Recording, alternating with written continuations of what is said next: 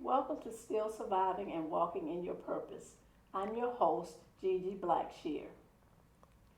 Triumphant is a word that is usually used to designate the winner. Not only is our next guest a winner, but she is also filled with purpose. Please welcome to our show, Star Cherry. Thanks. Star, welcome. Thank you so much. Thank you so much. So please tell our audience, who is Star Cherry? She is free. Oh, wow. I love that. She is free to soar. She is free not to allow someone to place her in a box or even herself placed in a box. So she's free. She's free. That is awesome. So share with us your story. Okay. In 1976, I was dating a young man and thought it was true love. We got married in 1982. I had a child, then I had another child. And then everything about that relationship changed.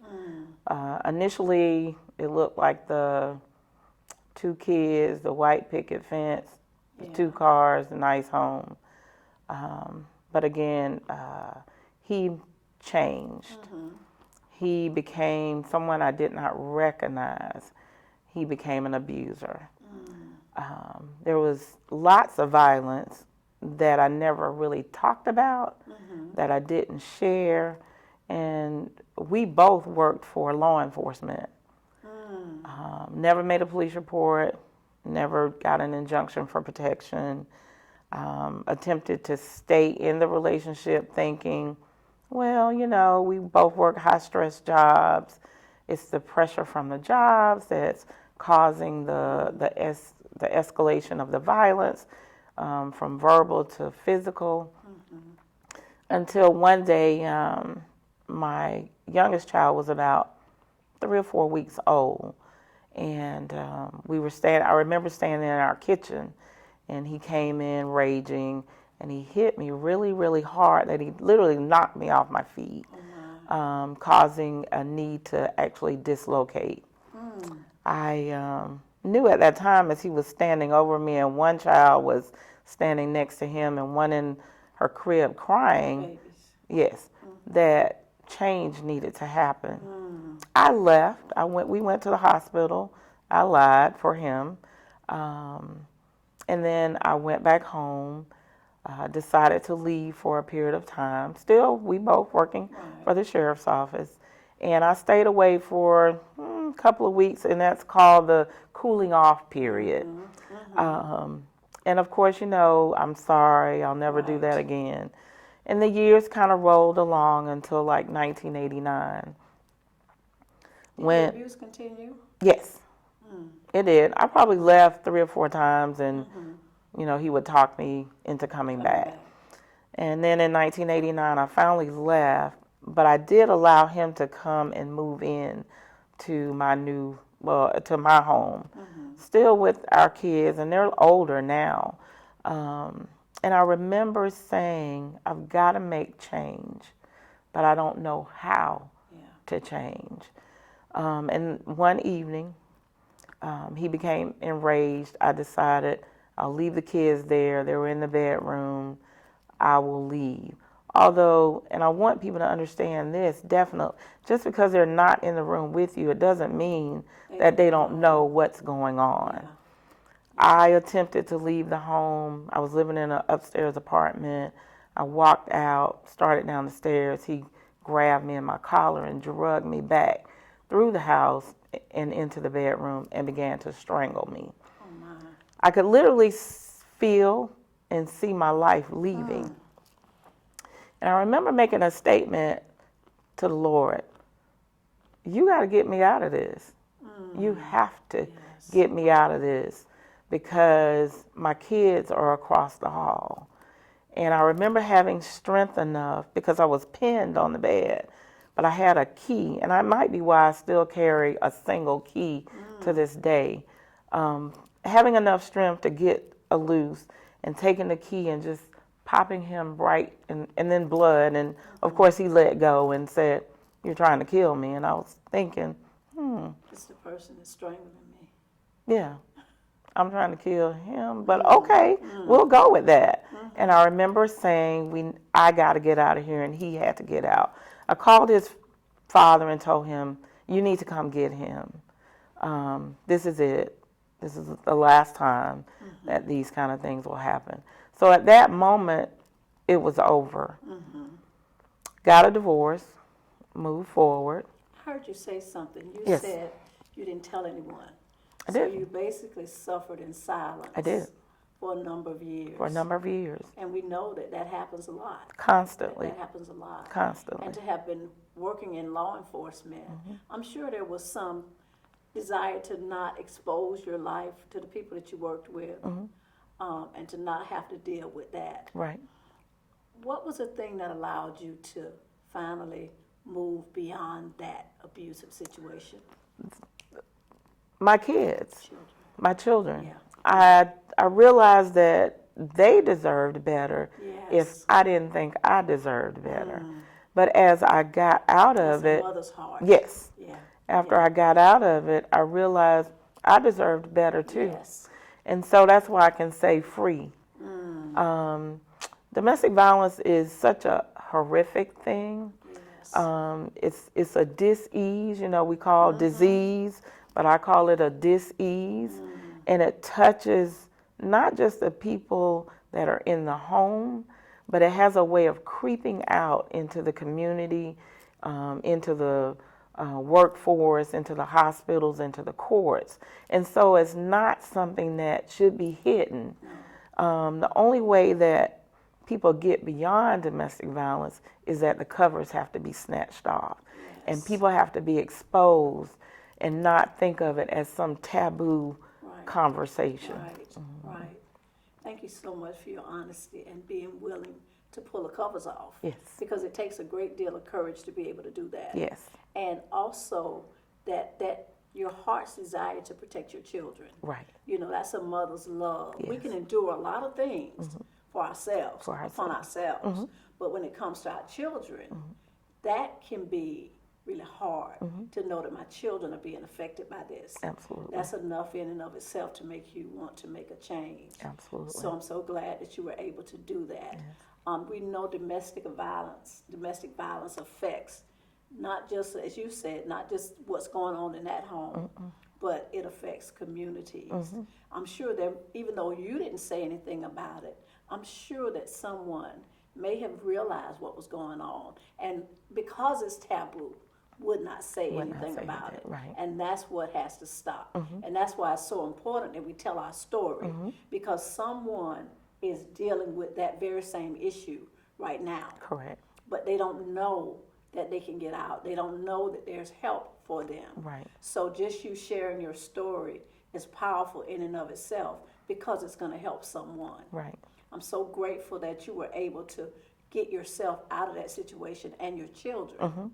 So let me ask you, what would you say to someone that was in that situation right now? What advice would you give to that person? I would tell them that they're not alone. It may seem like they're alone, Yes. but they're not alone. And that they need to reach out to the local domestic violence center or a friend, someone that they could trust, or a family member that they could trust. But reach out to someone to make a touch point to make sure that they get safety plan with, and then begin to build a strategy on a way of escape. And always remember that they're not alone. That they're not alone. Star, thank you so much for sharing your story. Thank you. Thank you for having me. We're going to come back in a moment and hear some more from Star Cherry. You've been hearing a lot about Everest lately, but you probably haven't heard this. We're now not-for-profit, which means we're driven by a different set of numbers. We're driven by the number of skills learned, the number of resumes written, spell-checked, and sent, the number of interviews, of doors opened, and happy phone calls received, and the number of places you can go from here. At Everest, our priority is making sure our graduates leave with the skills and confidence they need to launch their careers. Begin your future at everest.edu.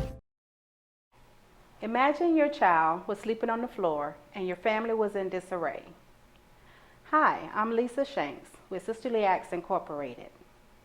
We build bridges beyond barriers to give your family food, shelter, clothing, the things that they need to overcome obstacles. You can reach us at www.sisterlyactsinc.com or 904-999-2368. We are back with Star Cherry. Star, after hearing your story, I know that there is something wonderful for you going forward. Share with us what's going on with you now. So last year in September, I wrote a book. It's called Journey to Destiny. Have a t-shirt as well.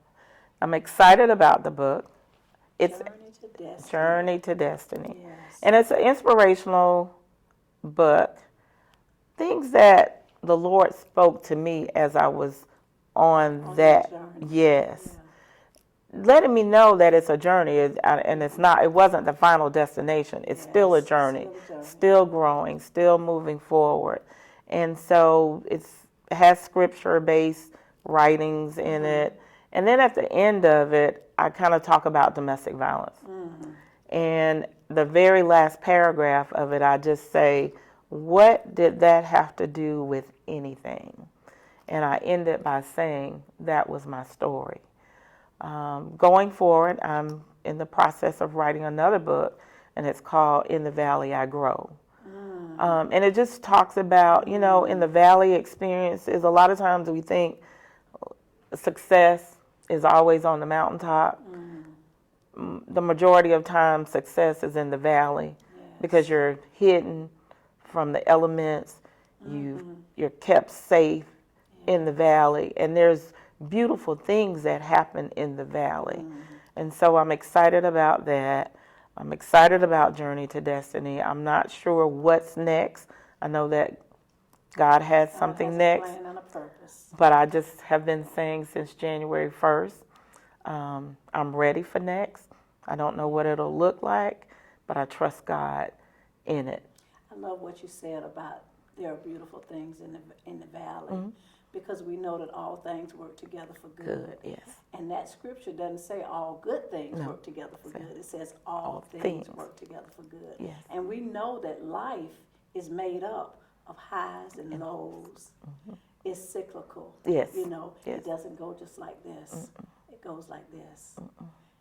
But it's being able to endure and maintain, and that's what helps us to survive. Correct. Continue to move forward and get to that place of destiny. Yes. Star, thank you so much for sharing your story with us. We know that it is definitely going to help someone. Thank you so much for having me. And we look forward to hearing more from Star Cherry. Okay. I'll make sure. Thank you. Next, we're going to hear from Dr. Mia Wilson with some additional resources. Hi, are you looking for quality-based services? Quality-based community services, what does that mean? Benefit support, housing assistance, food assistance, clothing, and a host of other human services that are out there in the community. Well, at Daniel's Quality Care Services, we provide those same quality care services, but we do it differently. We do it with quality. And if you are in need of any of those services, give us a call at 904-619-2153.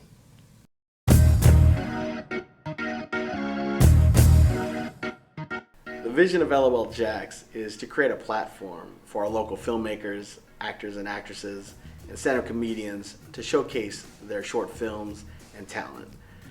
The genre comedy was actually chosen because with all the negativity and everything in the world going on, we wanted to give the audience a chance to laugh, have a good time, and just escape from reality. And we're so excited for LOL Jax. So we chose the name LOL Jax because the LOL stands for Love Our Locals While Laughing Out Loud. And the whole purpose is to involve the people in the community of Jacksonville as a way of honoring and celebrating our hometown. We just really want to do our part by keeping Jacksonville on the map in the film community.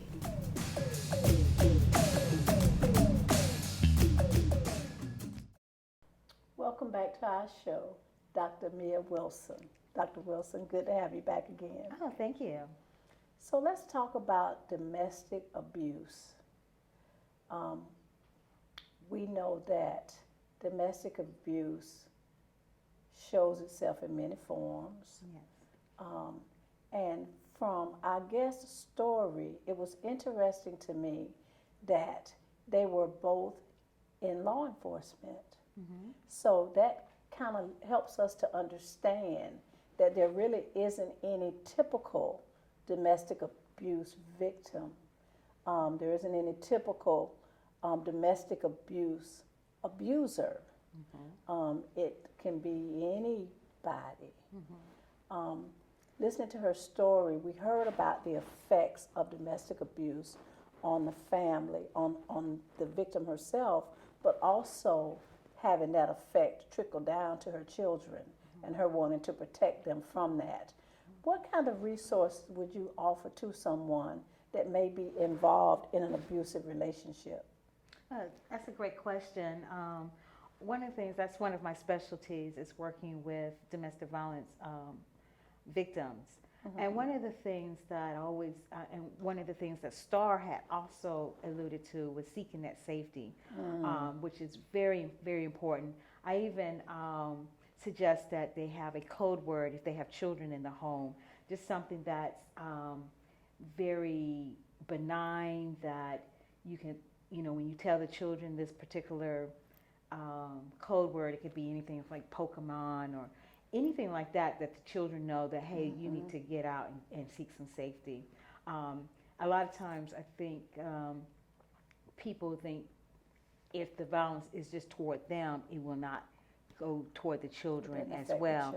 And that's not true. So even children witnessing it or hearing the domestic violence, or just because the violence is toward the one person, doesn't mean that the violence won't later on go toward the children as well, and escalate toward the children or pets in the home as well. And I think one of the age-old questions that people say, why do they stay? Yeah. And I think that people miss that it's about control. No matter what type of abuse it's about, it's about control. So even if they leave the home, it does not necessarily mean that control has stopped. It's still, I'm still going into that control, that control is still there and has a hold on me. And I think Star was great at mentioning, saying, I had to come to the conclusion, I don't want this anymore. Yes. And I was ready to move on in my life. I don't deserve this. So it does take, on the average, a person would go back 7 times. And it has, it doesn't matter who you are, what you do, your income. It's an equal opportunity, straight across the board. Right. But there are some great resources that we do have in the area. We have 4 domestic violence homes. Star had mentioned Hubbard House, which is one for Duval County. We also have Quigley House, that's in Clay County. We have the Betty Griffin House, which is in St. Augustine. And then we have Micah House, which is in the Nassau County area. So we're fortunate to be able to have those homes there for, to be able to seek that safety and get services as well. They have free services, groups, counseling. That was going to be my question to you. Were those services free, or was there some charge? No, they're completely free. They have advocates there, and so that they have everything that you can possibly need to get the safety there and being able to get back on your feet and just kind of empower these women to get back on their feet and be able to have a fulfilling lifestyle. I know that having to make that kind of decision can be very difficult, And I'm sure it takes a great deal of courage to be able to move out of that situation. So I'm glad to know that there are some resources there for people that are dealing with those. Dr. Wilson, in those resources that you've given us, do they provide for children? Are there some special resources that meet the needs of children that are caught in these abusive situations? Yes, part of being in the domestic violence shelters, they know that these are families that are coming. And so part of it, they do provide services for the children. But there are also some other resources out there you can get into counseling, because being able to witness or even hear that abuse, it can be traumatizing for a child as well, what we call secondary trauma for the children. And so being able to get them into either like a child guidance center, Daniel Inc., there's Hope Haven, that are centers that's especially for children, as well as the shelters that I had mentioned as well. Right. It's good to know that there's some resources for the babies as well. Yeah. So let me ask you, you've given us the names of some resources. Is there a hotline or a number that we could give our guests that for someone that may be right in the middle of that circumstance and situation as we speak, is there a number that they can call that they might be able to get some emergency assistance? Right. There's a 24-hour hotline. You have the 211 number, which is the United Way, that you can contact. It's, can give you. They will also allude to different services that are out in the community. There's also an 800 number, 1-800-500-1119, which is a 24-hour hotline domestic violence number as well. Dr. Wilson, thank you so much for giving us those resources and also some insight into what is going on in some of these homes. We know that domestic violence is a terrible thing, and no one should have to suffer through that. So we're grateful to have you provide us some resources. Thank you so much. Thank you for having me. You're welcome. Domestic violence is a terrible thing.